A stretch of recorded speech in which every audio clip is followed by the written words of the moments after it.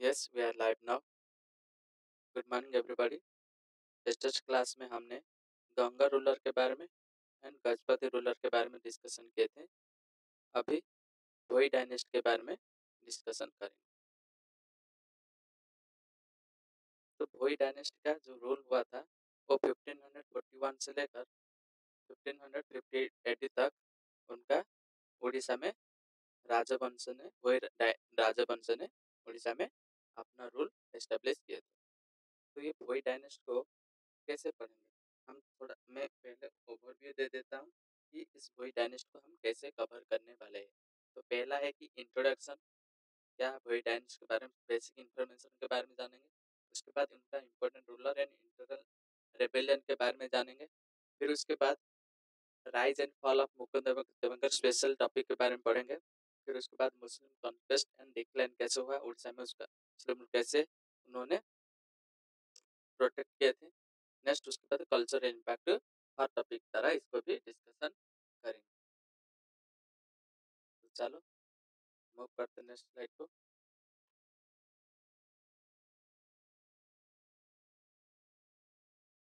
Okay, अगर तुम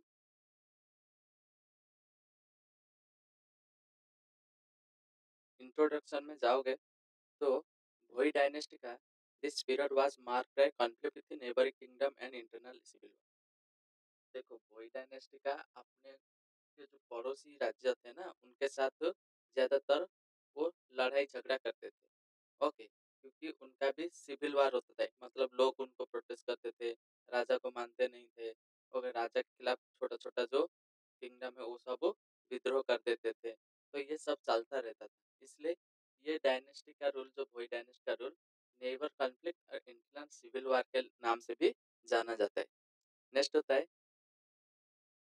गोविंद विद्याधर, जो कि गजपत डायनेस्टी का लास्ट रूलर को ककवारा देव को किल किए थे। तो उनको किल करने के बाद गोविंद विद्याधर ने एस्टेब्लिश किया था भोई डायनेस्टी। ओके, तो भोई डायनेस्टी उड़ीसा में 170 साल तक राज किया है। और उनका जो खुर्दा डायनेस्टी, कभी कभी आपने सुना होगा, तो खुर्दा डायनेस्टी का मतलब वही भोई डायनेस्टी है। तो Bhoi dynasty was established in 1541 by Govind Ballabhdhar after killing Kakharua Dev आपको गजपति डायनेस्टी। तो गजपति डायनेस्टी कखारुआ देव को मारला पर मिनिस्टर थे से कौन कले गोविंद विद्याधर गजपति डायनेस्टी जो लास्ट रूलर को मारला पर हत्या कला पर निजे राजत्व शासन करते। नेक्स्ट आसला important ruler and internal rebellion. The key rulers of Bhoi dynasty including Govinda Vidyadhara, Raghubhanjan Chattorai, चक्र प्रताप नरसिंह जेना, रघुराम जेना। तो देखो ये ना भी जना पड़े एम सब लोकल रूलर गुड़ाक जो गुड़ाक कौन ना शासन माने निजर हाथ को शासन आने बोले निज निज भितर कलह करते। तो देखो विद्याधर है, चटराय होगा, प्रताप नरसिंह जेना होगा, रघुराम जेना, एम कौन अलग अलग डायनेस्टी अलग अलग टाइटल मान देखा जाता तो एम कौन विभिन्न समय भोई डायनेस्टी अंडर ओडिशा को शासन करते। The dynasty face internal rebellion during its range कहली, तो परस्पर मध्य कलह लिप्त रहते। नेक्स्ट आसला rise and fall of Mukund. तक मुकुंद देव मिनिस्टर ऑफ चक्रप्रताप, चक्रप्रताप मिनिस्टर कौन थे मुकुंद देव थे, जी कि चक्रप्रताप ये कहली आम चक्रप्रताप कौन थे, चक्रप्रताप कौन थे ना आम भोई डायनेस्टी जड़े राजा थे। तो से मिनिस्टर थे मुकुंद देव, जी कि कौन करते दिज भोई किंग को मारिकिना मुकुंद देव निज हाथ कौन करते 1560 मसीह रूल भोई डायनेस्टी रूल निज हाथ नहीं। However, his rule faced opposition and Ramchandra Bhanj revolted against him. किंतु मुकुंद देवଙ୍କର शासन को प्रोटेस्ट होता और विशेषकर रामचंद्र भंज कौन करते विरुद्ध में कौन रिवोल्ट करते। नेक्स्ट आसला मुस्लिम कॉन्क्वेस्ट एंड डिक्लाइन। तो भोई डायनेस्टी समय मुस्लिम मान ओडिशा रे शासन मान ओडिशा को आक्रमण करते, किंतु यह मुकुंद देव हेबाई देई नथिले। तो जमीन कि सुलेमान खान करानी attacked Khurda in 1568 1560ରେ କ'ଣ ହେଲା, ମୁକୁନ୍ଦ ଦେବ କ'ଣ କଲେ, ରାଜଗାଦିରେ ବସିଲେ। 1568 ମସିହାରେ କ'ଣ ହେଲା ନା ମୁକୁନ୍ଦ ଦେବ କ'ଣ କଲେ, ସୁଲେମାନ ଖାନ କରାନି କ'ଣ କରିଥିଲେ ନା ଓଡ଼ିଶାକୁ, ଖୋର୍ଦ୍ଧାକୁ ଆକ୍ରମଣ କରିଥିଲେ। ତ resulting in the death of Mukund Dev and suffocation of Odisha under Muslim control. ତାହା ଦ୍ୱାରା କ'ଣ ହେଲା ନା ମୁକୁନ୍ଦ ଦେବଙ୍କର ମୃତ୍ୟୁ ହୋଇଯାଇଥିଲା 1568 ମସିହାରେ, ଏବଂ ଓଡ଼ିଶା କ'ଣ କରିଥିଲା, ମୁସଲିମ ରୁଲ ଅଣ୍ଡରରେ ସମ୍ପୂର୍ଣ୍ଣ ଭାବେ ଆସିଯାଇଥିଲା। Next, the Bhoi dynasty continued to rule over some parts of Odisha, particularly Khordha region, but their powerful declined steadily.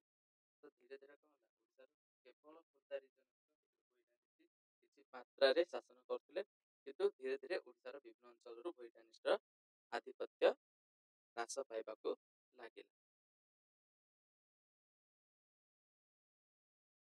Next ଆମେ ଦେଖିବା କଲଚରାଲ ଇମ୍ପାକ୍ଟ କ'ଣ ଥିଲା ଭୋଇ ଡାଇନେଷ୍ଟି ସମୟରେ। କଲଚରାଲ ଇମ୍ପାକ୍ଟ କ'ଣ ଥିଲା?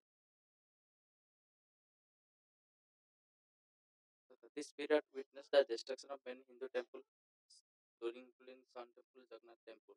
The downfall of the flourishing Odia literature also occurred during this period. ତ କ'ଣ ହେଇଥିଲା, ତ ଦେଖ ଗଜପତି ଗଙ୍ଗ ରୁଲର ସମୟ କ'ଣ ଟେମ୍ପଲ ଆର୍କିଟେକ୍ଚର ଆଉ ଓଡ଼ିଆ ଲିଟରେଚର ବହୁତ ଡେଭଲପମେଣ୍ଟ ହେଇଥିଲା। କିନ୍ତୁ ଏଇ ଯେଉଁ କଲଚରାଲ ମାନେ ଭୋଇ ଡାଇନେଷ୍ଟି ସମୟ ଇଣ୍ଟରନାଲ ରେଭଲ୍ଟ ହେଲା, ଏଗୁଡ଼ା ଯାହାଦ୍ୱାରା କ'ଣ ହେଲା, ହ୍ୱାଇଟ୍ ମାନଙ୍କୁ ପାର୍ଟନରିଜ ମିଳିଲା ନାହିଁ।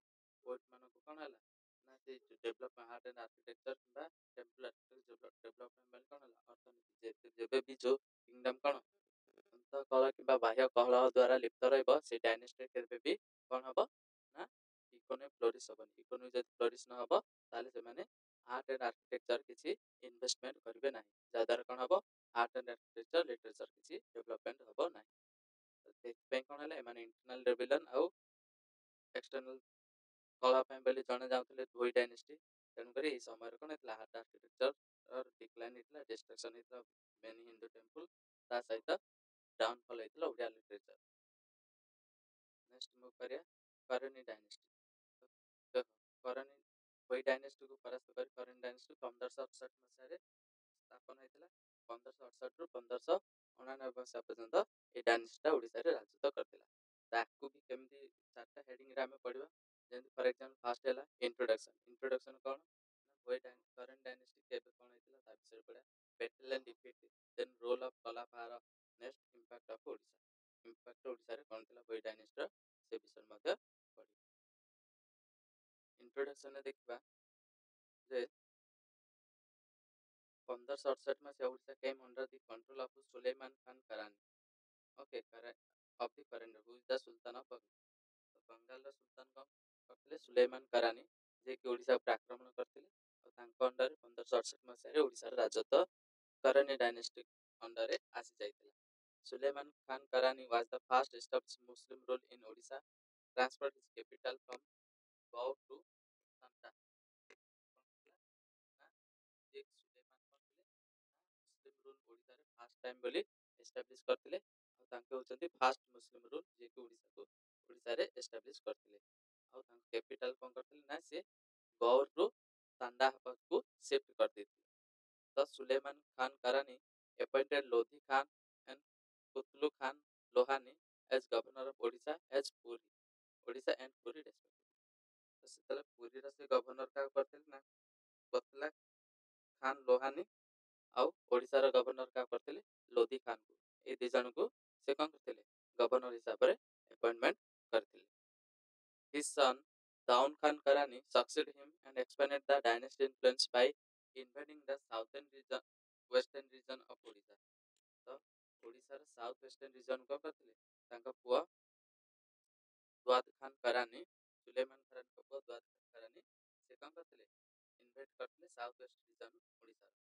ତ ଯେମିତି ଆମର ହେଇଗଲା ନବରଙ୍ଗପୁର, କଳାହାଣ୍ଡି, ଏଇ ରିଜନ ଗୁଡ଼ା କ'ଣ କରିଥିଲେ ସିଏ ଏକ୍ସପ୍ଲୋର ନିଜ ଅଧୀନରେ ମିଶେଇଥିଲେ। ନେକ୍ସଟ ଆମେ ଦେଖିବା ବ୍ୟାଟେଲ୍ସ ଆଣ୍ଡ ଡିଫିଟ୍ସ। କ'ଣ କ'ଣ ବ୍ୟାଟେଲ ହେଇଥିଲା ସେ ସମୟରେ, ଆଉ ଡିଫିଟ୍ କୋଉ କୋଉ ଯୁଦ୍ଧରେ ହେଇଥିଲା।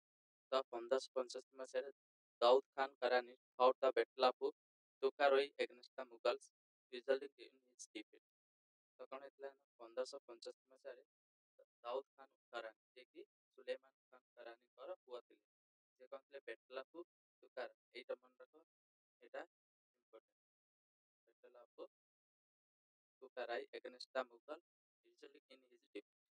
ତ ମୁଗଲ ମାନଙ୍କ ବିରୁଦ୍ଧରେ ସେ କଣ କରିଥିଲେ, ଯୁଦ୍ଧ କରିଥିଲେ ବେଟଲ ଅଫ ତୁକାରାଇରେ, ସେଇଠି ସେ ପରାସ୍ତ ମଧ୍ୟ ହେଇଥିଲେ। In the treaty of Cuttack, Cuttack ଟ୍ରିଟିରେ ସି retained only Odisha while Bengal and Bihar were annexed by the Mughal. ତ ଗୋଟେ ଏଇ ଯୁଦ୍ଧ ପରେ କଣ ହୁଏ ନା କଟକ ଟ୍ରିଟି ଗୋଟେ ହେଲା।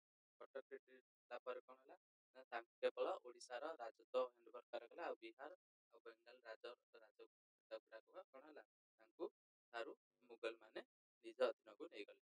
ତ 1576 ମସିହାରେ the battle of Rajmahal, Daud Khan Karani was defeated and executed leading to Mughal conquest of Odisha. କିନ୍ତୁ ତାର ନେକ୍ସଟ ଇୟରରେ battle of Rajmahal, battle of ରାଜମହଲରେ କଣ ହେଇଥିଲା ନା ଦୁଆତ ଖାନ କାରାନ କଣ ହେଇଥିଲେ ନା ଡିଫିଟ୍ ହେଇଥିଲେ, ଯାହାଦ୍ୱାରା କଣ ଓଡ଼ିଶାରେ ବି ଯୋଉ ରାଜତ୍ୱ ଥିଲା ସେଇଠି କଣ ହେଲା ମୁଗଲ ମାନେ କଣ କଲେ ଓଡ଼ିଶାର ମଧ୍ୟ ରାଜତ୍ୱକୁ ସେମାନେ ନେଇ ଯାଇଥିଲେ। ଓକେ, ନେକ୍ସଟ ଆସିଲା ରୋଲ ଅଫ କଲାପାହାଡ଼। ତ କଲାପାହାଡ଼ଙ୍କ ରୋଲ କଣ? Okay, Kalapahad a Hindu general of Suleman Karani. ତ କଲାପାହାଡ଼ କିଏ ଥିଲେ ନା ସୁଲେମାନ କରାନିଙ୍କର ଗୋଟେ ହିନ୍ଦୁ ଜେନେରାଲ ଥିଲେ। Played a significant role in bringing large scale destruction of temple. ତ ସିଏ କଲାପାହାଡ଼ ଆସିଲା, କଲାପାହାଡ଼ ଭାଙ୍ଗିଲା, ଦ୍ୱାରବାଡ଼ ହରିଣ ବଜୟ ଏ ଗପଟ ବେଗ ଧମାଲଟା ବର୍ତ୍ତମାନ ଶୁଣୁଥିବେ। ତ ତାହା କେବଳ ସେଇ ସମୟରେ କଣ ଥିଲା, କଳାପାହାଡ଼କୁ ସମସ୍ତଙ୍କର ଭୟ ଥିଲା, କାହିଁକିନା ସିଏ ବୁଲି ବୁଲି କଣ କରିଥିଲେ ନା ଓଡ଼ିଶାରେ large mass destruction of temple. His ruthless tactics and military powers made his victory of the current dynasty easier. ତ ତାଙ୍କେ କଣ ଥିଲେ କଳାପାହାଡ଼ ଉପରେ ଏବୁଲ ମିଲିଟାରୀ ଜେନେରାଲ ଥିଲେ, ଯେ ଯାହାର କଣ ଦକ୍ଷ ଆଉ ସାହସ ବଳରେ କଣ ହେଇଥିଲା କରେଣ୍ଟ ଡାଇନେଷ୍ଟିର ଏଷ୍ଟାବ୍ଲିଶ ଓଡ଼ିଶାରେ ହେଇଥିଲା, ଆଉ ତାକୁ ଶାସନ କରିବା ପାଇଁ ବହୁତ ମଧ୍ୟ ଇଜି ହେଇଥିଲା। ଓକେ, ନେକ୍ସଟ ଓଡ଼ିଶା ହିଷ୍ଟ୍ରି ପାଇଁ ବୋଲି এই যে করেন্ট ডাইনেস্টির ইম্পর্টেন্স কম ইম্প্যাক্ট কম পড়ে। দেখো current dynasty rule marked a period of significant political upheaval and religious conflict in Odisha. ତ କରେଣ୍ଟ ଡାଇନେଷ୍ଟିର ଯୋଉ ପିରିୟଡଟା କଣ ପାଇଁ ଜଣା ଯାଉଛି ନା political upliftment and religious conflict. Obviously Kalapahad କଣ କରିବେ, ହିନ୍ଦୁ ଟେମ୍ପଲକୁ ଯେତେବେଳେ ଭାଙ୍ଗିବା ପାଇଁ ଚେଷ୍ଟା କରିବେ ସେତେବେଳେ ହିନ୍ଦୁମାନେ କଣ କରିବେ ରିଭଲ୍ଟ କରିବେ, ଆଉ ରିଭଲ୍ଟ କଲେ କଣ ହବ ନା ହିନ୍ଦୁମାନଙ୍କ ଆଉ ମୁସଲମାନଙ୍କ ମଧ୍ୟରେ ରିଲିଜିୟସ୍ କନଫ୍ଲିକ୍ଟ ମଧ୍ୟ ଦେଖାଯାଇଥିଲା ଓଡ଼ିଶାରେ ଫାର୍ଷ୍ଟ ଟାଇମ୍। ତ ମନେ ରଖ କରେଣ୍ଟ ଡାଇନେଷ୍ଟି ସମୟରେ ହିଁ ଓଡ଼ିଶାରେ ରିଲିଜିୟସ୍ କନଫ୍ଲିକ୍ଟ ଷ୍ଟାର୍ଟିଂ ହେଇଥିଲା, ଆଉ ତା ସହିତ ପଲିଟିକାଲ ଅପହିବାଲ ମଧ୍ୟ ହେଇଥିଲା। The destruction of temple and the imposition of Muslim rule had a profound impact on the socio-cultural fabric of the region. Obviously, ଓଡ଼ିଶାରେ ଜାତୀୟ ମେଡିଭାଲ କିଙ୍ଗ କରିଛି ଗଜପତି ବା ଓଇ ଡାଇନେଷ୍ଟି ଏମାନଙ୍କୁ ଷ୍ଟ୍ରିକ୍ଟଲି କହିଥିଲେ ଯେ these are the Hindu rule in Indian subcontinent। ସେମାନେ ଥିଲେ Hindu rule. ତାପରେ କରେଣ୍ଟ ଡାଇନେଷ୍ଟି ଫାର୍ଷ୍ଟ ଟାଇମ୍ ମୁସଲିମ ରୁଲ ଆସିଲା। ତ ମୁସଲିମ ରୁଲ ତାଙ୍କର ଆଇନ କାନୁନ ତାଙ୍କର ଲ ଗୁଡାକ ସେମାନେ ଏଷ୍ଟାବ୍ଲିଶ କରିବେ, ଯାହାଦ୍ୱାରା କଣ ହବ ନା ଗୋଟେ ପ୍ରକାର କଲଚରାଲ ସିନ୍ଥେସିସ୍ ଜେନେରେଟ ହବ। ହିନ୍ଦୁ ଆଉ ମୁସଲିମ କଲଚର ମାନେ ମିକ୍ସିଂ କଲଚରଟା ଗୋଟେ ପ୍ରକାର ଡେଭଲପ ହବ। ତ ସେଇ ସମୟରେ କରେଣ୍ଟ ଡାଇନେଷ୍ଟି ସମୟରେ କଣ ହେଇଥିଲା ଏଇ ପ୍ରକାର ଡେଭଲପମେଣ୍ଟ ହେଇଥିଲା।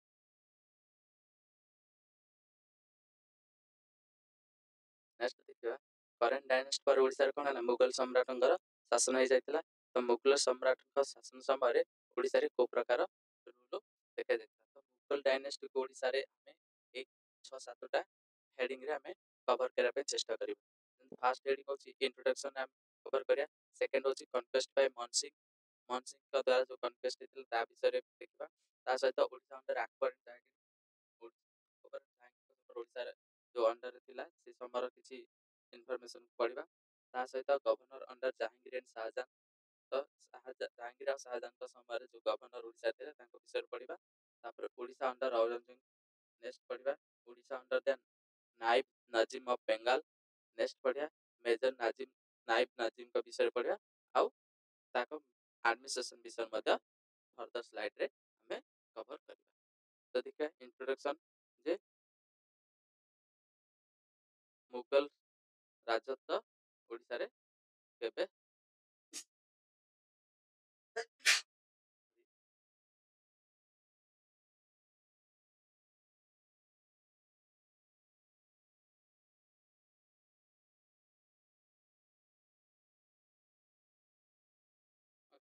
मुगल डायनेस्टी ओडिशा विषय पढ़ा।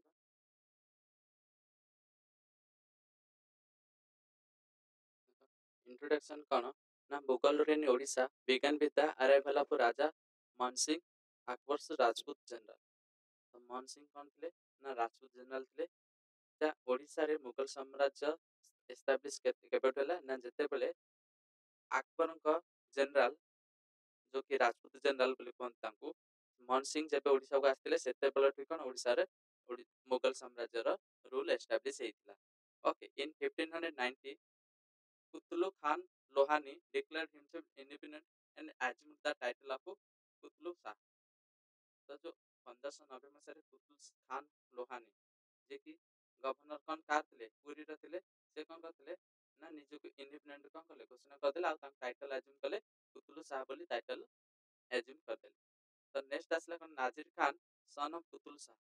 कुतुलु शाह का पुआ जे थे नाजिर खान जे कि गवर्नर ओडिसा रे गवर्नर भाबे अपॉइंट करा गला but surrender region Puri to Mansingh. किंतु से पुरी रीजन कौन हला ना मानसिंह को अंडर को माने हैंडओवर करिया पड़ला। तो ये जो हमर कुतुलु खान लोहानी को किए अपॉइंट करथिला ना हमर सुलेमान करानी जे के अपॉइंट करथिले दीटा गवर्नर ओडिसा रे अपॉइंट करथिले। फास्ट कौन करथिले ओडिसा पे गोटे आ गोटे पुरी पे गवर्नर को अपॉइंट करथिले। तो से पुरी रा जे गवर्नर थिले से कौन निज को इंडिपेंडेंट डिक्लेयर करथिले 1590 मसिया रे। किंतु पर जेतला मानसिंह ओडिसा को आक्रमण कले तो तांका पुआ नाजिर खान को कौन कराला ना पुरी रा गवर्नर भाबरे अपॉइंट कर ओडिसा रे अपॉइंट कराला ओडिसा रा गवर्नर भाबरे। किंतु पुरी को कौन कराला ना मानसिंह को हैंडओवर करिया को से बाध्य हले काइना युद्ध रे से परास्त होइतिले। नेक्स्ट आसला कन्क्वेस्ट बाय मानसिंह। तो मानसिंह को कन्क्वेस्ट केमती ओडिसा कर। तो Mansingh the governor Bihar attacked Nazir Khan and decisively defeated him on 18th April 1590। तो 1592 मसीह कौन हला ना नाजिर खान को मान सिंह कौन कले ना बिहार जे गवर्नर थे मनमोहन सिंह से कौन कले परास्त करथिले। परास्त करिया पर कौन हला 1593 सुधा ओडिशा कौन हला ना मुगल एम्पायर रो अधीन रे आसी गला। किंतु मुगल सम्राट विभिन्न प्रकार सुबा थिला। तो ये जो ओडिशा टा कौन हला बेंगल सुबार कौन अधीन रे आसी जाइथिला। ओके नेक्स्ट देखिया ओडिशा अंडर अकबर एंड जहांगीर। तो ओडिशा अकबर और जहांगीर के समय रे केमिति थिला। तो ओडिशा अकबर जहांगीर के समय रे ओडिशा वाज डिवाइडेड इनटू 5 सरकार्स with mostly policy of non intervention in local चिeftains मैटर। तो अकबर के समय रे थिला ओडिशा को 5टा सरकार सरकार मान कोन सुबा को नेकी सरकार तीनटा पर सुबा सुबा पर सरकार। तो से हमर ओडिशा को सुबार अंडर आस्थिला ना बेंगल सुबार अंडर आस्था तापर से ओडिशा को आदर कोन केते गुटे सरकारी 5 सरकारी व्यवस्था करे। तो जहांगीर के समय कोन हेतिला ना पॉलिसी चेंज करथि ओडिशा ना ओडिशा को सेपरेट सुबा करिक ना ताकू कोन करथले गोटे गवर्नर कोन करथले अपॉइंट करिया पे से चाहथिले। तो एटा हो जहांगीर समय रे सेपरेट पॉलिसी करथला जहांगीर के समय रे। तो जहांगीर कोन कले ना गोटे अलग सुबा बनेले ओडिशा को अपन ताकू ताकू कोन कले गोटे गवर्नर को अपॉइंट करे ताकू शासन चलाय पे बोली से नो पॉलिसी करथि। नेक्स्ट असला governors under Jahangir and Shahjahan.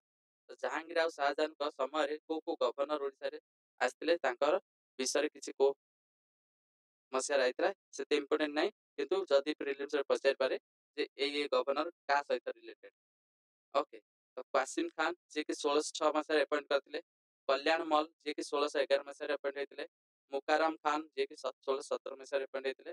Ahmad Beg जे कि 1621 मसिया अपॉइंट हेतिले गवर्नर ऑफ ड्यूरिंग जहांगीर। तो ये जहांगीर का समय रे एई 4-5टा गवर्नर कोन करथिले ओडिसा रा गवर्नर हिसाब रे अपॉइंटेड हेतिले। नेक्स्ट आइला मोहम्मद बकर एंड जमन तेहरानी। ए ती जन कोन थिले ना शाहजहां को रूल समय रे कोन थिले ओडिसा रा गवर्नर भाबे रे कार्य करूथिले। तो मन रख मोहम्मद जमान तेहरानी ये सोचती कोन शाहजहां के समय रे कासिम खान कल्याण मल मुकाराम खान अहमद बेग ये सब होचन कोन जहांगीर के समय रे ओडिसा रा गवर्नर भाबे रे अपॉइंट हेतिले। निशा ओडिशा अंडर औरंगजेब। औरंगजेब के समय रे ओडिसा रे राजत्व किपर हेति तो देखो after Aurangzeb ascended the throne in 1659 several chieftains of in Odisha declared themselves in Aurangzeb ଯେବେ ଶାସନ ହାତକୁ ନେଲେ ସେତେବେଳେ କଣ ହେଲା କେତେ ଗୁଡିଏ ଛୋଟ ଛୋଟ ଯୋଉ ରାଜା ଗୁଡାକ ଥିଲେ ଓଡିଶାରେ ସେମାନେ କଣ କଲେ ନିଜକୁ ସ୍ୱାଧୀନ ବୋଲି ଡିକ୍ଲେୟାର କରିଦେଲେ। ଖାନ୍ ଇ ଦୁରାନ was appointed the governor of Odisha। ତ ଔରଙ୍ଗଜେବ ସମୟରେ କଣ ହେଲା ନା ଖାନ୍ ଇ ଦୁରାନକୁ ସେ କଣ କରିଥିଲେ ଗଭର୍ଣ୍ଣର ଭାବରେ ଆପଏଣ୍ଟ କରିଥିଲେ ଯୋଉଟା କି which defeated rebel chieftain and Mukunda Deva one the king of Koru। ତ ସିଏ କଣ କରିଥିଲେ ନା ମୁକୁନ୍ଦ ଦେବ ଆଉ ଯୋଉ ଛୋଟ ମୋଟ ଯେତିକ ରାଜା ରିଭୋଲ୍ଟ କରିଥିଲେ ସେମାନଙ୍କୁ କଣ କରିଥିଲେ ସେ ଖାନ୍ ଆଇ ଦୁରାନୀ କଣ କରିଥିଲେ ପରାସ୍ତ କରିଦେଇଥିଲେ। ଓକେ ନେକ୍ସଟ ଆସିଲା Odisha under the Naib Nazim of Bengal. ତ ନାଇବ ନାଜିମ ବେଙ୍ଗାଲ ଯୋଉ ବେଙ୍ଗାଲ ଯିଏ ବି ଥିଲେ ତାଙ୍କ ଅଧୀନରେ ଓଡିଶା କେମିତି ରାଜତ୍ୱ ହେଇଥିଲା ତା ବିଷୟରେ ଆମେ ଡିସ୍କସନ କରିବା। ତ during ଔରଙ୍ଗଜେବ's reign threatening circumstances led to the administration of the Odisha passing into the hands of the Naib Nazim of Bengal। ତ ଯେତେବେଳେ ଔରଙ୍ଗଜେବଙ୍କ ସମୟରେ କେତେ ଗୁଡିଏ ପରିସ୍ଥିତି ବାଧ୍ୟ କଲା ଯାହାଦ୍ୱାରା କଣ ହେଲା ନାଇବ ନାଜିମ ଅଫ ବେଙ୍ଗାଲଙ୍କ ଅଧୀନକୁ ଓଡିଶାର ଶାସନ ଭାର ସ୍ଥାନାନ୍ତରିତ କରାଗଲା। Okay some major Naib Nazim of Bengal were Murshid Quali Khan I, Shahjaudullah, Muhammad Khan, Muhammad Taqi Khan, Murshid Quali Khan II and Ali Bardi Khan। ତ ବେଙ୍ଗାଲର ଯୋଉ ପ୍ରକାର ମାନେ କଣ ଥିଲା ବେଙ୍ଗାଲର ଯୋଉ ଯୋଉ କେତେ ଗୁଡିଏ ଶାସନ ଭାର ଗ୍ରହଣ କରିଥିଲେ ଯେମିତି ମୁଗଲ ସମ୍ରାଟଙ୍କ ଅଧୀନରେ ବେଙ୍ଗାଲର କେତେ ଗୁଡିଏ ଗଭର୍ଣ୍ଣର ରହିଥିଲେ। ତ ସେଇ ଗଭର୍ଣ୍ଣରଙ୍କ ଅଣ୍ଡରରେ କଣ କରାଗଲା ହୋଲ ଓଡିଶାର ଶାସନ ଭାରକୁ ହସ୍ତାନ୍ତର କରା ଦିଆଗଲା କାହିଁକି ନା ପରିସ୍ଥିତି ସେଇ ଟାଇପର ହେଲା ଔରଙ୍ଗଜେବଙ୍କ ସମୟରେ ଯେମିତି କି ବେଙ୍ଗାଲ କଣ ବେଙ୍ଗାଲ ଅଧୀନରେ ଓଡିଶାର ଶାସନ ଭାରକୁ ସ୍ଥାନାନ୍ତରିତ କରାଯାଇଥିଲା। ତ ଓଡିଶାରେ ବେଙ୍ଗାଲର ନାଇମ ନଜିମ ମାନେ କିଏ କିଏ ଥିଲେ ନା ମୁର୍ଶିଦ ଅଲି ଖାନ ୱାନ, ସୌଜଉଦ୍ଦିଲା ମହମ୍ମଦ ଖାନ, ମହମ୍ମଦ ତାକି ଖାନ, ମୁର୍ଶିଦ ଅଲି ଖାନ ଟୁ ଏଣ୍ଡ ଆଲି ବର୍ଦ ଖାନ। ଏମାନେ କଣ ଗୋଟେ ପରେ ଗୋଟେ ତାଙ୍କ କଣ କରିଥିଲେ ବେଙ୍ଗାଲର ନାଇମ ନଜିମ ଭାବରେ ଆପଏଣ୍ଟ ହଉଥିଲେ ଏବଂ ତା ଅଣ୍ଡରରେ କଣ ଥିଲା ଓଡିଶାର ଶାସନ ଭାର ଚାଲୁଥିଲା। ମୁଁ କରିବା ମେଜର ନାଇବ ନଜିମ ତ କାହାର କିଏ କଣ ହେଇଥିଲା ଓଡିଶା କଣ କିଏ ସବୁ କରିଥିଲେ ସମସ୍ତଙ୍କ ବିଷୟରେ ଗୋଟେ ଗୋଟେ ପ୍ରିଲିମ୍ସ ପଏଣ୍ଟର ଡିସ୍କସନ କରିଦେବା। ମୁର୍ଶିଦ ଅଲି ଖାନ ୱାନ ଯିଏ କି assigned as ନାଇବ Subedar and ଫୌଜଦାର of Odisha। he later become the independent Subedar of Odisha in 1703। ତ ମୁର୍ଶିଦ ଅଲି ଖାନ ୱାନ କଣ କରିଥିଲେ ନା ତାଙ୍କୁ ଓଡିଶାର ସୁବେଦାର ଆଉ ଫୌଜଦାର ଭାବରେ ଆପଏଣ୍ଟ କରାଗଲା କିନ୍ତୁ ସେ କଣ କରିଥିଲେ 1703 ମସିହାରେ ସେ ନିଜକୁ ନିଜେ କଣ କରିଥିଲେ ଇଣ୍ଡିପେଣ୍ଡେଣ୍ଟ ବୋଲି ଡିକ୍ଲେୟାର କରିଥିଲେ। ସଜଉଦ୍ଦିଲା ମହମ୍ମଦ ଖାନ ସିଏ ବି କଣ କରିଥିଲେ exploited revenue collection from Odisha sending a large person of to the Delhi court to secure his position. ତ କଣ ଦିଲ୍ଲୀରେ ତ ମୁଗଲ ସମ୍ରାଟର ଶାସନ ଚାଲିଥିଲା ମେନ୍ ହଉଛି ସେ ସେଣ୍ଟର। ତ ଏଇ ଯୋଉ କଣ କରିଥିଲେ ସୌଜଉଦ୍ଦିଲା ମହମ୍ମଦ ଖାନ କଣ କରିଥିଲେ ନା ଓଡିଶାର ରେଭିନ୍ୟୁ ଏକ୍ସଟ୍ରାକ୍ସନ କରିଥିଲେ ଇଲିଗାଲି ଭାବେ ବହୁତ ପ୍ରକାର ହାଇ ଟ୍ୟାକ୍ସ ପକେଇକିନା ସେଗୁଡା କଣ କରିଥିଲେ ନା ଦିଲ୍ଲୀକୁ ପଠେଇଥିଲେ। ତ ଦିଲ୍ଲୀ ପଠେଇଲେ ଯାହା ଦ୍ୱାରା କଣ ହବ ନା ଯୋଉ ଯୋଉ ସୁବା ଗୁଡାକ ଅଧିକ ଟ୍ୟାକ୍ସ ସେଣ୍ଟରକୁ ପଠେଇବ ଅବଭିୟସଲି ସେ ରାଜା ତା ଉପରେ ଖୁସି ହବ ତା ସହିତ କଣ ଭଲ ସମ୍ପର୍କ ରଖିବ ତାକୁ ଅଧିକ ଫେସିଲିଟି ଦବ। ତ ସେଥିପାଇଁ ସେ କଣ କରୁଥିଲେ ନିଜ ପୋଜିସନ ପାଇବା ପାଇଁ ଦିଲ୍ଲୀ କୋର୍ଟରେ ସେ କଣ କରୁଥିଲେ ନା ବହୁତ ପ୍ରକାର କର ରେଭିନ୍ୟୁ କଲେକ୍ସନ କରୁଥିଲେ ଯୋଉଟା କି ଓଡିଶାର ଲୋକଙ୍କ ଉପରେ ଏବଂ ଏଇଟା ଗୋଟେ ପ୍ରକାର ଏକ୍ସପ୍ଲୋଇଟେସନ ଦ୍ୱାରା କରୁଥିଲେ। ମହମ୍ମଦ ତାକି Khan Deputy Governor of Odisha in 1727, known for building Odam Russell at Baleswar, attacking the Jagannath temple at Puri। ତ କଣ ହେଲା ଯୋଉ ମହମ୍ମଦ ତାକି ଖାନ ଥିଲେ ଯେ କି ଡେପୁଟି ଗଭର୍ଣ୍ଣର ଭାବରେ 1727 ମସିହାରେ ଆପଏଣ୍ଟ କରାଗଲା ଓଡିଶାରେ। ତାଙ୍କ ସମୟରେ ସେ କଣ କରିଥିଲେ ନା କଦମ ରସୁଲ ନାମକ ଯୋଉ ବାଲେଶ୍ୱର ଅଛି ସେଇଟାକୁ ବିଲ୍ଡ କରିଥିଲେ ତା ସହିତ କଣ କରିଥିଲେ ଜଗନ୍ନାଥର ଯୋଉ ପୁରୀ ଟେମ୍ପଲ ପୁରୀର ଜଗନ୍ନାଥ ଟେମ୍ପଲ ଯୋଉ ଅଛି ତାକୁ ମଧ୍ୟ ଆଟାକ କରିଥିଲେ। ମୁର୍ଶିଦ ଅଲି ଖାନ ଟୁଙ୍କ ସମୟରେ କଣ ହେଇଥିଲା ମେଡ୍ ଡେପୁଟି ସୁବେଦାର ମୁର୍ଶିଦ ଅଲି ଖାନ ଟୁ କୁ ଡେପୁଟି ସୁବେଦାର ଭାବେ ଓଡିଶାର 1735 ମସିହାରେ ଆପଏଣ୍ଟ କରାଗଲା। ଓକେ ରିଭାଇଭଡ ୱାରସିପ ଅଫ ଗ୍ରାଣ୍ଡ ଟେମ୍ପଲ ଏଟ ପୁରୀ। ତ ଇଏ କଣ କରିଥିଲେ ନା ଯୋଉ ମହମ୍ମଦ ତାକି ଖାନ କଣ କରିଥିଲେ ନା ଆଟାକ କରିଥିଲେ ପୁରୀ ଜଗନ୍ନାଥ ଯାହା ଦ୍ୱାରା କଣ ହେଇଥିଲା ପୁରୀ ଜଗନ୍ନାଥ ମନ୍ଦିରର ସେ ଯୋଉ ସେବା ସବୁ ଗୁଡାକ ବନ୍ଦ କରାଯାଇଥିଲା କିନ୍ତୁ ତାଙ୍କ ସମୟରେ ମୁର୍ଶିଦ ଅଲି ଖାନ ଟୁଙ୍କ ସମୟରେ କଣ କରିଥିଲା ପୁଣି ଥରେ ଜଗନ୍ନାଥ ଟେମ୍ପଲରେ ଯୋଉ ଏଇ ପୂଜା ପଦ୍ଧତି ସବୁ ଆରମ୍ଭ ପୁଣି ରିଷ୍ଟାର୍ଟ କରାଯାଇଥିଲା। ନେକ୍ସଟ ଆଉ ଆଲି ବର୍ଦି ଖାନଙ୍କ ସମୟରେ ଡିଫିଟେଡ Sarfaraz Khan in the battle of Giria appointed Shahid Ahmad as the governor of Odisha। ଆଲିବର୍ଦୀ Khan କଣ କରିଥିଲେ ନା defeated Sarfaraz Khan in battle of Giria. ତ କରିକିନା ତାଙ୍କୁ ଓଡ଼ିଶାର ଗଭର୍ଣ୍ଣର ଭାବରେ ସହିଦ ଅହମ୍ମଦକୁ ସିଏ ଆପଏଣ୍ଟ କରିଥିଲେ। Administration under the Naib Nazim. ତ ଯୋଉ ନାଇବ ନାଜିମ୍ ଥିଲେ ତାଙ୍କର ଆଡମିନିଷ୍ଟ୍ରେସନ କଣ? ଦେଖ Murshid Quli Khan separate Medinipur from subah of Odisha and made revenue settlement in 6 ସରକାର। ଜଲେଶ୍ଵର 6ଟା ସରକାରଙ୍କ ନାଁ କଣ ଥିଲା ନା ଜଲେଶ୍ଵର, ରେମୁନା, ବସ୍ତା, ଓକେ, ଗୋପାଲପାରା, ମୁଲଗେଟିଆ, ମଜକୁରୀ, এই ପ୍ରକାର 6ଟା ସୁବାରେ ସେ କଣ କରିଥିଲେ ରେଭିନ୍ୟୁ ସେଟଲମେଣ୍ଟ ବୋଲି ମଧ୍ୟ ସିଏ କଣ କରିଥିଲେ ଡିଭାଇଡ କରିଥିଲେ। ନେକ୍ସଟ ଆସିଲା Muslim monument were build in Cuttack and Baleshwar during the rule. ତ କଣ କରାଯାଇଥିଲା ତା ସହିତ ମୁସଲିମ ମନୁମେଣ୍ଟ ଯେମିତି ହେଲା ଚର୍ଚ୍ଚ ସରି ଆମର କଣ ହେଇଗଲା ବିଭିନ୍ନ ପ୍ରକାର ଯୋଉ ମୁସଲିମ ଆମର ମସଜିଦ ହେଇଗଲା ସେ ମସଜିଦ ଗୁଡାକ କଣ ହେଇଥିଲା କଟକ ବାଲେଶ୍ୱରରେ କଣ କରିଥିଲେ ସିଏ ବିଲ୍ଡ ସେ ସମୟରେ ବିଲ୍ଡ ହେଇଥିଲା। Local participation in administration recruitment of soldier from the region were common feature during this period.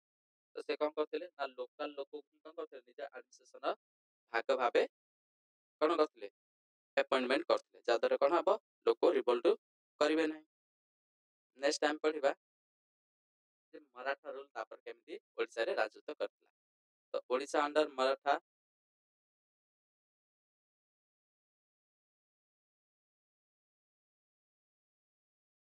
Odisha under the Maratha political divisions Maratha Subedars in Odisha and administration of Maratha এই চারিটা heading রে ଆମେ Maratha rule ଅନୁସାରେ ପଢିବା।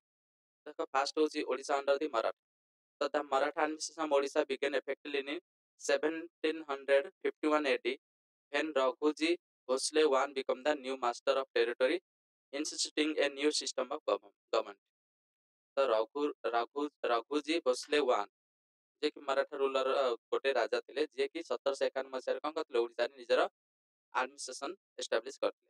The Maratha ruler commenced with the peace treaty of 1751 driving the Odisha into two broad political divisions। ତ ସେ କଣ ହେଇଥିଲା Maratha rule କେବେ ନା 1751 ମସିହାରେ ଗୋଟେ ପିସ୍ ଟ୍ରିଟି ହେଇଥିଲା। ପିସ୍ ଟ୍ରିଟି ଅନୁସାରେ କଣ ହେଇଥିଲା ଦିଟା ପଲିଟିକାଲ ଡିଭିଜନ ଓଡ଼ିଶାକୁ ଡିଭାଇଡ କରାଯାଇଥିଲା। ତ ସେଇଠୁ ହିଁ ମରାଠା ରୁଲ ଓଡ଼ିଶାରେ ଏଷ୍ଟାବ୍ଲିଶ ହେଉଛି ବୋଲି କଣ ହେଇଥିଲା ଜଣାଯାଏ। ନେକ୍ସଟ ଦେଖିବା ପଲିଟିକାଲ ଡିଭିଜନ କଣ କଣ ଥିଲା। ଗୋଟେ ଥିଲା ମୁଗଲ ବନ୍ଦୀ, ଗୋଟେ ହଉଛି କଣ ମୁଗଲ ବନ୍ଦୀ। ମୁଗଲ ବନ୍ଦୀ କୋଉ ଡିଷ୍ଟ୍ରିକ୍ଟ କମ୍ପ୍ରାଇଜ କରୁଛି ନା 150ଟା ପାରଗଣା and overseen by 32 revenue administration or amina। କଣ କରାଯାଇଥିଲା ନା ଦ୍ୱିତୀୟ କୋଷ୍ଟାଲ ଥିଲେ ତାକୁ ମୁଗଲ ବନ୍ଦୀ ନାମରେ ନାମିତ ପଲିଟିକାଲ ଡିଭିଜନ ଭାଗ କରାଯାଇଥିଲା ଯୋଉଠି 150ଟା ପାରଗଣା ଆଉ 32ଟା ରେଭିନ୍ୟୁ କମିଶନରକୁ ଆପଏଣ୍ଟ କରାଯାଇଥିଲା ସେ ମୁଗଲ ବନ୍ଦୀ ରିଜନରେ ଯୋଉଟା କି କୋଷ୍ଟାଲ ଓଡ଼ିଶା ମଧ୍ୟ କୋଷ୍ଟାଲ ଡିଷ୍ଟ୍ରିକ୍ଟ ଅଫ ଓଡ଼ିଶା ମଧ୍ୟ କୁହନ୍ତି ସେଇ ରିଜନକୁ। ନେକ୍ସଟ ସେକେଣ୍ଡ ପଲିଟିକାଲ ଡିଭିଜନ କୋଉଟା ଥିଲା ଗରଜାତ। ଗରଜାତ ସେକେଣ୍ଡ ଥିଲା ଯୋଉଟା କି ହିଲ ଟ୍ରାକ୍ଟ ଯେତେ ନଥିଲା ଆମର 24ଟା ଟ୍ରିବ୍ୟୁଟାରୀ ଛୋଟ ଛୋଟ ରାଜା ଚିଫ ଟେନ୍ ମାନେ କଣ ଯୋଉ ଛୋଟ ଛୋଟ ଆଞ୍ଚଳିକ ରାଜା ବୋଲି ଯୋଉ କୁହନ୍ତି ଗଡଜାତ କିଙ୍ଗ ଗୁଡାକ ସେମାନଙ୍କୁ ମଧ୍ୟ କଣ କରାଯାଇଥିଲା who paid light tribute to Maratha government. ସେମାନେ କଣ କରୁଥିଲେ ନା ମରାଠା ରୁଲର ମାନଙ୍କୁ କଣ କରୁଥିଲେ କିଛି ଗୋଟେ ପ୍ରକାର ଟ୍ୟାକ୍ସ ଦଉଥିଲେ ଯାହାଦ୍ୱାରା କଣ ହବ ସେମାନଙ୍କ ଉପରେ ସେମାନଙ୍କର ଶାସନ ଭାର ସେମାନେ ହିଁ ଚଲେ କିନ୍ତୁ ତାଙ୍କର ପଇସା ଦେବା ଦ୍ୱାରା ମରାଠା ମାନଙ୍କୁ ସେମାନେ ମରାଠା ମାନଙ୍କ ଦ୍ୱାରା କେବେ ବି ଆକ୍ରମଣ ତାଙ୍କ ଟେରିଟୋରି ଉପରେ ହବ ନାହିଁ। ନେକ୍ସଟ ଆସିଲା Maratha subedar in Odisha. Shiv Bhatt Sathe was the first Maratha subedar in Odisha. Question ମନେ ରଖ ଏଗୁଡାକ ପଚାରି ଦିଏ ଠିକ ଡେକୋରେସନରେ ଦ ମେଜ ଦ କୋଡରେ। ତ ଯିଏ କି ଆମର ଚୌଥ ଆଉ ସରଦେଶମୁଖୀ ଏଇ ଦି ପ୍ରକାର ଟେକ୍ସ କଣ କରୁଥିଲେ ମରାଠା ମାନେ କଲେକ୍ସନ କରୁଥିଲେ। ତ ଶିବ ଭଟ୍ଟ ସାଥେ କଣ କରିଥିଲେ ଯିଏ କି ଫାଷ୍ଟ ମରାଠା ସୁବେଦାର ଯିଏ କି ଓଡ଼ିଶାରୁ କଣ କରିଥିଲେ ନା ଚୌଥ କଲେକ୍ସନ କରିଥିଲେ। Subsequent Subedar including Chimma Sau, Bhavani Pandit, Sambhaji Ganesh, Babuji Naik, Madhoji Hari and Rajaram Pandit ଏ ସବୁ ଗୁଡାକ ତାପରେ ସବସିକ୍ୱେଣ୍ଟଲି ଗୋଟେ ପରେ ଗୋଟେ କଣ କରିଥିଲେ ଓଡ଼ିଶାର ମରାଠା ସୁବେଦାର ଭାବରେ ଆପଏଣ୍ଟମେଣ୍ଟ ହେଇଥିଲେ। The Anglo-Maratha conflict between the Maratha and the Governor General Warren Hastings also occurred in Odisha। ତ ଯୋଉ ଆଙ୍ଗ୍ଲୋ ମାରାଠା ଯେତେବେଳେ ମୁଁ Maratha rule Odisha India history ବିଷୟରେ ପଢ଼େଇବି ସେତେବେଳେ ମାରାଠା ରୁଲ୍ ବିଷୟରେ ଡିସ୍କସନ୍ କଲାବେଳେ ତାଙ୍କ ସମୟରେ ଯୋଉ କ'ଣ ଗଭର୍ଣ୍ଣରଙ୍କର କ'ଣ ସବୁ ୱାରେନ୍ ହାଷ୍ଟିଙ୍ଗର ତାଙ୍କର ତିନିଟା ଆଙ୍ଗ୍ଲୋ ମାରାଠା 1 1 2 ଏସବୁ ଗୁଡ଼ା ଯୋଉ ହେଇଥିଲା ତା ବିଷୟରେ ଡିଟେଲ୍ କଲେ ତ ତାହାର ଓଡ଼ିଶାରେ ମଧ୍ୟ କ'ଣ ହେଇଥିଲା ସେ ପ୍ରକାର ୱାରେନ୍ ହାଷ୍ଟିଙ୍ଗ ସହିତ ଯୁଦ୍ଧ ହେଇଥିଲା ମରାଠା ସୁବାଦାରଙ୍କ ଭିତରେ। ନେକ୍ସଟ ଆମେ ଯିବା ଆଡମିନିଷ୍ଟ୍ରେସନ କ'ଣ ଥିଲା ମରାଠା ମାନଙ୍କ ସମୟରେ।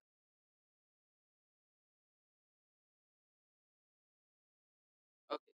Administration of Maratha. Maratha introduced the pilgrimage tax for the first time in the state, charged from visiting tourists. ପ୍ରଥମେ କିଏ ଓଡ଼ିଶାରେ ପିଲଗ୍ରିମ ଟ୍ୟାକ୍ସ ର ପ୍ରଚଳନ କରିଥିଲେ? ତ ମରାଠା ମାନେ ହିଁ ଫାର୍ଷ୍ଟ ଟାଇମ୍ କ'ଣ କରିଥିଲେ ନା ଓଡ଼ିଶାରେ ଭିଜିଟିଂ ପାଇଁ ଯୋଉ ଟୁରିଷ୍ଟ ମାନଙ୍କ ପାଇଁ ପିଲଗ୍ରିମେଜ ଟ୍ୟାକ୍ସ ର ଲଞ୍ଚ କରିଥିଲେ। Grants were allowed for repairing temple with the temple of Jagannath brought under the direct management of Maratha government। ତ ସେ କ'ଣ କରିଥିଲେ ନା ଯୋଉ ଟେମ୍ପଲର ଜଗନ୍ନାଥ ଟେମ୍ପଲର ଯୋଉ ରୁଲିଂଟା ତା ଟେମ୍ପଲକୁ ଯୋଉ ପ୍ରଶାସନ ଯୋଉ ବର୍ତ୍ତମାନ ଅଛି ଆମର ଲର୍ଡ ଜଗନ୍ନାଥ ଟ୍ରଷ୍ଟ ଯୋଉ ପ୍ରଶାସନ ଅଛି ଓକେ ପୁରୀ ଜଗନ୍ନାଥ ପ୍ରଶାସନ କମିଟି ଯୋଉ ଅଛି ସେଇ ଯୋଉ ସେତେବେଳର ପ୍ରଶାସନଙ୍କ ବିଭାଗ କ'ଣ ଥିଲା ମରାଠା ଗଭର୍ଣ୍ଣରଙ୍କ ଅଣ୍ଡରରେ ଥିଲା। Okay Maratha played a significant role in popularizing Rath Yatra, providing total governance patronage to the great festival at Puri। ତ ରଥଯାତ୍ରାକୁ ପପୁଲାର କରିଥିଲେ କାହିଁକିନା ମରାଠା ମାନେ ହଉଛନ୍ତି କ'ଣ ହିନ୍ଦୁ କିଙ୍ଗ ତ ହିନ୍ଦୁ ଗଡ ଗଡେଜକୁ କ'ଣ କରିବେ ପ୍ରମୋଟ କରିବେ ତ ସେମାନେ ମଧ୍ୟ ପୁରୀରେ ଯୋଉ ରଥଯାତ୍ରା କ'ଣ କରିଥିଲେ ନା ପ୍ରମୋଟ କରିଥିଲେ। ତ ଏଇଠି ଆମର କ'ଣ ହଉଛି ନା ମରାଠା ରୁଲ୍ସ ସରିଲା ମାନେ ଆମର ମେଡିଭେଲ ହିଷ୍ଟ୍ରିର ଏଣ୍ଡିଂ ହେଲା। ତ ମେଡିଭେଲ ହିଷ୍ଟ୍ରି ପରେ ଆମେ କ'ଣ ପଢିବା ନା ମଡର୍ଣ୍ଣ ହିଷ୍ଟ୍ରି ବିଷୟରେ ପଢିବା। ତ ଫର୍ଦର କ୍ଲାସରେ ଆମେ ପ୍ରଥମେ ଏବେ ମେଡିଭାଲ ହିଷ୍ଟ୍ରିର ଯେତିକ ଟପିକ ୱାଇଜ କ'ଣ କରିବା ଏମସିକ୍ୟୁ ପ୍ରାକ୍ଟିସ କରିଦେବା। ପ୍ରାକ୍ଟିସ କଲା ପରେ ଦୁଇଟା କ୍ଲାସ କମ୍ପ୍ଲିଟ ହେଇଯିବ। ଦୁଇଟା କ୍ଲାସ କମ୍ପ୍ଲିଟ ହେଲା ପରେ ପୁଣି ଫର୍ଦର ଆମେ କ'ଣ କରିବା ମଡର୍ଣ୍ଣ ଓଡ଼ିଶା ହିଷ୍ଟ୍ରିକୁ କଭର କରିବା। ଦୁଇ ତିନିଟା କ୍ଲାସରେ ଆମେ ଥ୍ୟୋରି ସାରିଦେବା ତାପରେ କ'ଣ ହବ ଏମସିକ୍ୟୁ ଡିସ୍କସନ ହବ। ତାପରେ ଫର୍ଦର ଫ୍ରିଡମ ଷ୍ଟ୍ରଗଲ ସରିଲା ପରେ କ'ଣ ହବ ଓଡ଼ିଶାର ହିଷ୍ଟ୍ରି ସମ୍ପୂର୍ଣ୍ଣ ଭାବେ complete ହେଇଯିବ। Okay, this is for today. Hope you like the video very much. It will helpful for you. Okay, this is for today. Meet next class. Okay, bye and subscribe our channel for more video and more update.